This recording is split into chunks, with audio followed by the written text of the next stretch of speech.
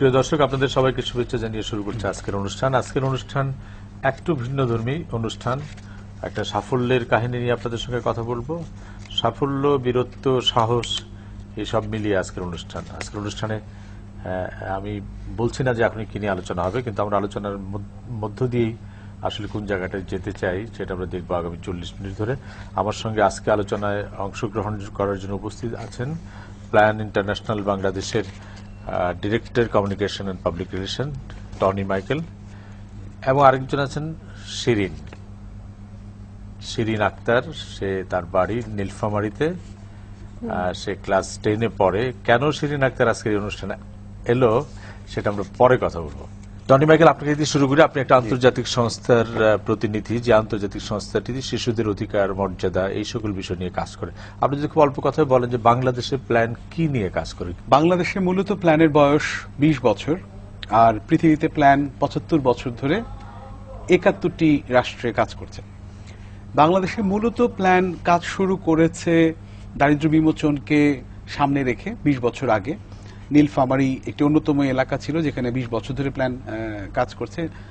উত্তরবঙ্গের 3টি এলাকাতে মূলত প্ল্যানের কাজ খুব ব্যাপকভাবে রয়েছে: নীলফামারী, দিনাজপুর এবং লালমনিরহাট।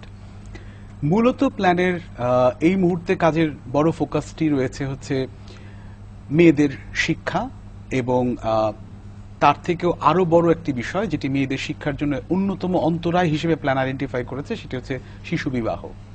তো মূলত শিশু বিবাহ রোধ করে মেয়েদের শিক্ষাকে নিশ্চিত করা, মেয়েদের ক্ষমতায়নকে নিশ্চিত করা প্ল্যানের একটা অন্যতম প্রধান কাজ।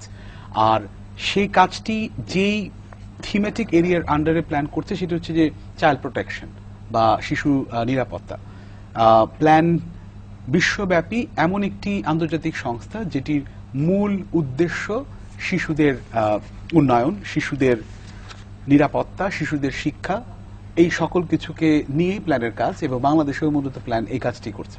এই ধরনের কাজ আরো অন্য অনেক বেসরকারি উন্নয়ন সংস্থা করে, এবং তাদের যারা সুবিধাভোগী বা তাদের সঙ্গে যারা কাজ করে তাদের একটা চেহারা আছে। কিন্তু একটু ভিন্ন করে দেখলাম যে আপনাদের শিশু অধিকার গ্রুপ আছে, আপনাদের শিরিন আক্তার যেটার সদস্য। জি, এটা কি একটু বলবেন যে শিশু অধিকার গ্রুপ? হ্যাঁ, মানে এটা হচ্ছে যেটা যে খুব চমৎকার একটি জায়গা ধরেছেন আপনি, সেটি হচ্ছে যে পৃথিবীতে আরো 2-3টি আন্তর্জাতিক সংস্থা রয়েছে যারা একই ধরনের বিষয় নিয়ে কাজ করছে, শিশুদের নিয়ে।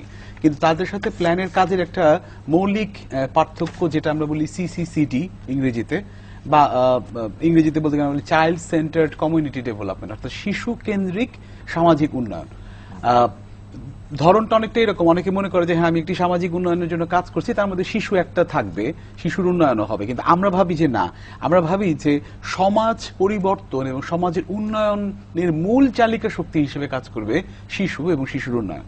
কাজেই যে এলাকাগুলোতে আমরা কাজ করি সেখানে আমাদের মূল একটা থাকে, মানে উদ্দেশ্য থাকে শিশুদেরকে একত্রিত করা, শিশুদের নিয়ে দল গঠন করা। আমি যদি সহজ করে বলি যে প্ল্যানের মূল দায়িত্ব, অন্যতম একটি দায়িত্ব হচ্ছে শিশুদের সুরক্ষা, এবং ব্যতিক্রমী কাজটি হচ্ছে যে এই সুরক্ষার কাজে শিশুদেরকে সম্পর্কিত করা। একদমই রাইট বেসড অ্যাপ্রোচ বলি আমরা এটাকে।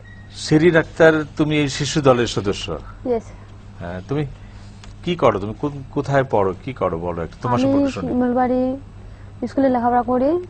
আর এটা কি নীলফামারীতে? হ্যাঁ, নীলফামারী শিমুলবাড়ি স্কুল। হ্যাঁ। কোন ক্লাসে পড়ো? আমি ক্লাস 10-এ পড়ি। তোমার বাবা কি করেন? কৃষি কাজ করে। কয় ভাই বোন তোমরা? আমরা 4 বোন 3 ভাই। তুমি? আমি 2 নম্বর। 2 নম্বর। তুমি শিশু দলের সদস্য হলে কেন? আসলে আমার সেই ছোট থেকেই শিশুদের সাথে মিলেমিশা করতে আমার খুব ভালো লাগে।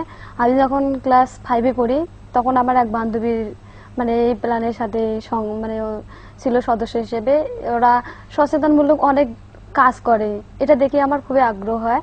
তারপরে আমি ওর সাথে যোগাযোগ করার পর আমরা একটা ফোরামে, মানে আমাদের ইউনিয়নে একটা ফোরাম আছে, সেই ফোরামে আমি সদস্য হই। সেখানে শিশু অধিকার নিয়ে কাজ করে এবং শিশু স্বাস্থ্য, সুরক্ষা, শিক্ষা নিয়ে কাজ করে। এগুলো আমাকে আসলে খুব ভালো লাগে। এর পাশাপাশি আমি অনেক কয়টা বিয়েও বন্ধ করছি আমরা আমাদের ইউনিয়ন থেকে। আমি ওই জায়গাটাই বলতে চাই যে তুমি এই সচেতনতা, তোমার পছন্দ তা তো আছেই, এবং তার মাধ্যমে তুমি প্ল্যানের শিশু ফোরামের সদস্য হয়েছে, তা ঠিক আছে। কিন্তু আমরা যখন তোমাকে নিয়ে অনুষ্ঠান করছি তার আগেই কিন্তু তুমি বড় সাহসের